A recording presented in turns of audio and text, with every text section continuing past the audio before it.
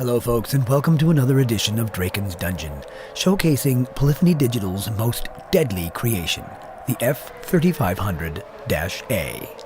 Guaranteed to make you spin, crash, and probably rage quit. Here we have Reedy chasing down Crazy Bee, gets into Degner 1 on a little bit onto the grass gravel, and hello Barry R. How are you doing? I missed you already. Quick track reset, and thankfully nobody was coming up behind him. Next we have Why You Hit Me, chasing down Beasts. Well, he didn't need anybody to hit him. He decided to do a little pirouetting all on his own.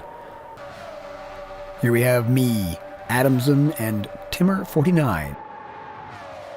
Timmer is unfortunately the recipient of a lovely little love tap from Adamson, who then knocked him off, caused him to spin and face exactly the wrong direction.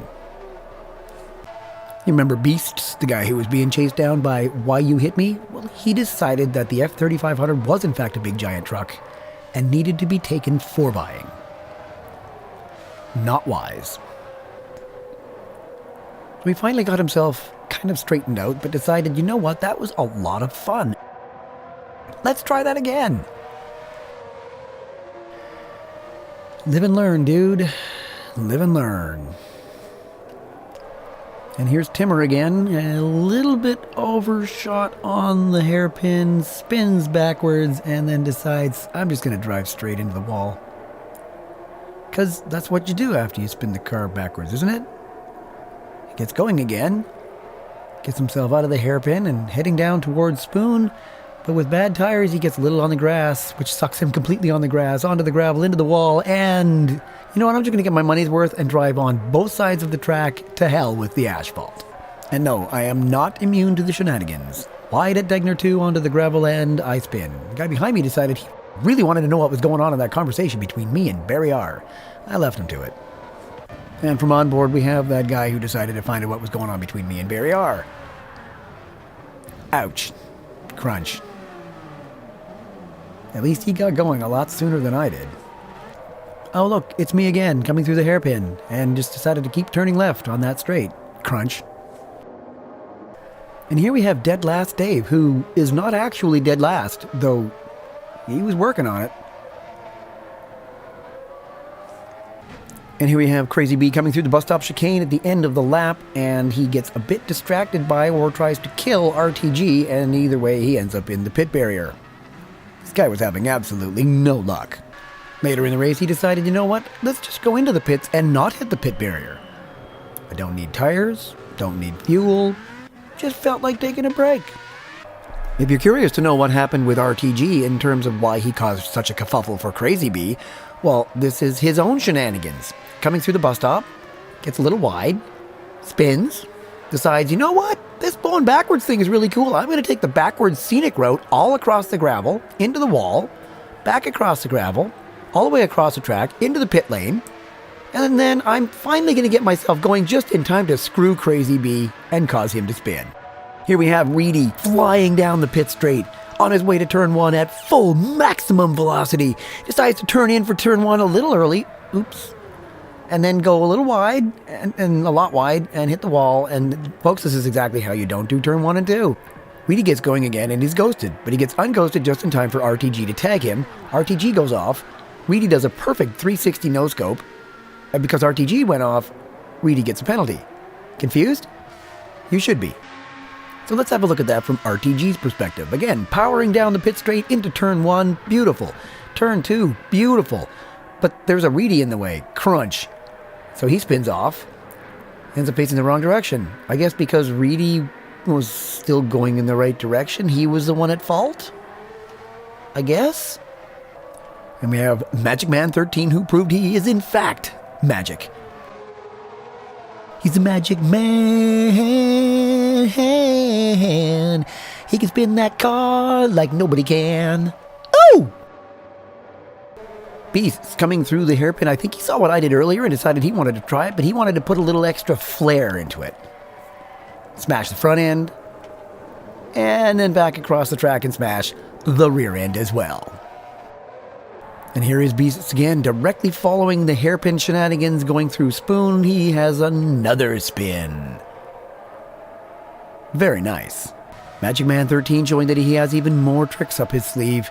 He decides to go for the inside. I let him go and cut back around. Kind of tagged him. Didn't mean to. Sorry, Magic Man. Here we have Galuccio having all kinds of fun with Barrier. Now, with all due respect to this guy, if you put a Habs livery on an F3500, you are asking for trouble. And there it is. He asked for it. Now imagine if he wasn't ghosted, as 6 cars go through him. Here we have Harner in the McDonald's Coca-Cola. Going through the Degner, one turn gets a lot wide and a lot spinny. And then decides, you know what? I'm just going to park this thing on the grass for a bit. Hang out right here and enjoy myself. Barrier, how you doing? Having a good day?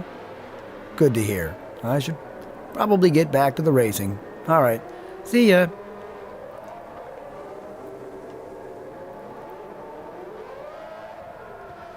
That poor guy was having no luck whatsoever. Here we have Stone Strong coming down toward the hairpin, and Sam Def behind him decides, I'm just going to punch you off. Have a nice day. So let's have a look at that from Sam's perspective. Oops, forgot to brake. Sorry. I told you, when you put a Habs livery on an F3500, you're asking for trouble. And boy howdy, this guy was begging for it.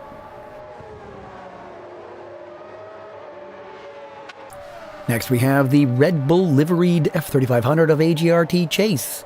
Frankly, you put a Red Bull livery on something and you expect to be able to control it? What are you kidding? Here we have Galuccio giving Timmer49 a little love tap off onto the gravel. What a swell guy. Let's have another look at that from Galuccio's perspective. Coming through the bus stop, accelerating out of the bus stop, and I'm just gonna, plow into you. See ya. I'm sorry, was there a car there? Did you feel something? It was like a bump on my tire or something. And this is me coming into the bus stop right behind Mr. Harner. Missed him. And then decided I'm just going to spin. Crunch. I missed Barry. Remember the incident with Sam Def knocking Stone Strong off at the hairpin? Well, here we have Spoon. Bye, Sam. And from Stone Strong's perspective, you can imagine what's going through his head at this point. Oh, thank you, Karma. Oops, he braked too early. And here we have Fast Freddy doing a little exploring.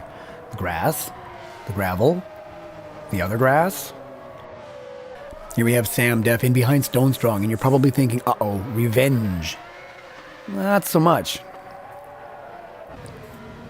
From Sam's perspective, coming through the bus stop, and just gets a little bit too ambitious on the throttle pedal. Into the pits he goes for his very unscheduled pit stop. No tires, no gas, thanks. I'm out of here with a 3-second time penalty. I'm really out of here. Here we have Fast Freddy going fast into the bus stop chicane. Takes the first one and decides to keep turning right. Takes the left and decides to keep turning left. This is where it just became Mario Brothers. He's now stuck in a world of barriers and trying to get free and can't quite do it. Makes himself finally gets out of the barriers of tires, and oh my god, what a mess. We have some more Fast Freddy. This time he's in behind the Red Bull liveried AGRT car, and is a little bit of contact followed by a lot of contact. Bye-bye Red Bull car. Same incident, Red Bull perspective. There's the little contact, and there's the punt. And it's good! Here it is from Fast Freddy's perspective. He sees his target, the Red Bull livery.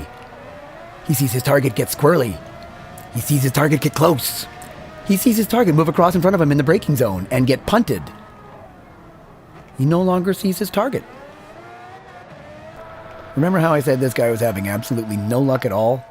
Well, here he is going into turn 1 with me right behind him. Cuts in early. Gets all kinds of out of shape. I sneak in underneath him. And the poor bugger ends up with a half-second time penalty. But I gotta hand it to him. He never quit the race. And here we have the ultimate battle.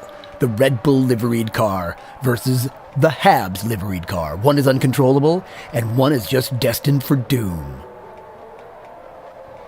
And here we have it from Willis's perspective in the Habs livery. Coming through Dunlop, up to Degner 1. The Red Bull gets out of control, as per normal. Willis goes through, but Red Bull is having none of it and punts him completely into the wall. Just don't put a hockey livery on a fake F1 car. And to complete the hat-trick of views, we have it from the Red Bull perspective. Coming through Dunlop, up towards Degner 1.